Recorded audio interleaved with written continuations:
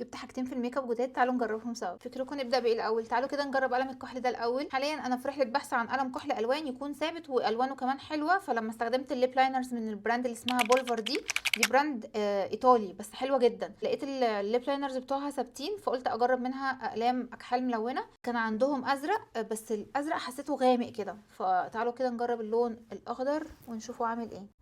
بحب انا قلم الكحل اللي اول ما احطه على عيني كده يمشي، مش اللي هو اقعد اكحت في عيني ونشوف هيطلع ولا مش هيطلع. هو مش واضح ان هو اخضر ليه، ولا انا اللي مش شايفه؟ انتوا حاسين باي فرق لما كحلت بيه عيوني؟ حاسه ان هو مقارب للاسود قوي، الخضار بتاعه غامق جدا للاسف.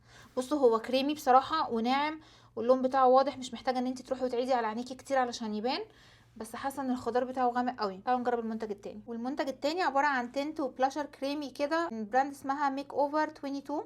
تعالوا بقى نجرب الدرجة اللي انا اخترتها، والدرجة اللي انا اخترتها رقمها 10 واسمها بولد. مكتوب ان هو بيستخدم تنت وبيتحط على الشفايف عادي يعني، وكمان بتستخدميه كبلاشر كريمي على خدودك. التكستشر بتاعته تقيلة كده اهو، ده شكله وده شكل الدرجة.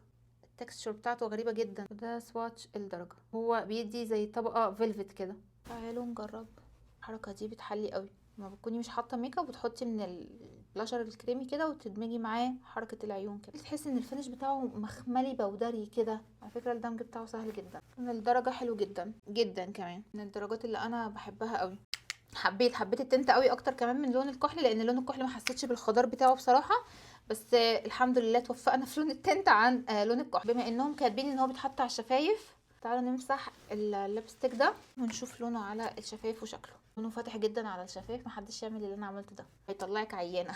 طبعا العلاج اللي دايما بلجأ له، والله الليب لاينرز دي سحر، تنقلك من عيانه لحنا فيلر. انا ما اعرفش صراحه اللي لسه بيحط ارواج من غير ما يحط ليب لاينرز دي بيعملها ازاي. بصوا هو انا شايفه ان كبيره يمشي كتنت للخدود، لان الحاجات الكريميه دي على الشفايف هتطلع بسرعه. هيبقى محتاج بقى ان احنا نحط مثلا عليه تاتش باودر او بلاشر باودر علشان نثبت الشغل الكريمي ده شويه عشان يمسك نفسه. تقولوا لي انتوا ايه رايكم في لون التنت عليا، وقولوا لي هل في اي خضار باين في التصوير؟ انا شايفه ان مفيش، حاسه غامق جدا.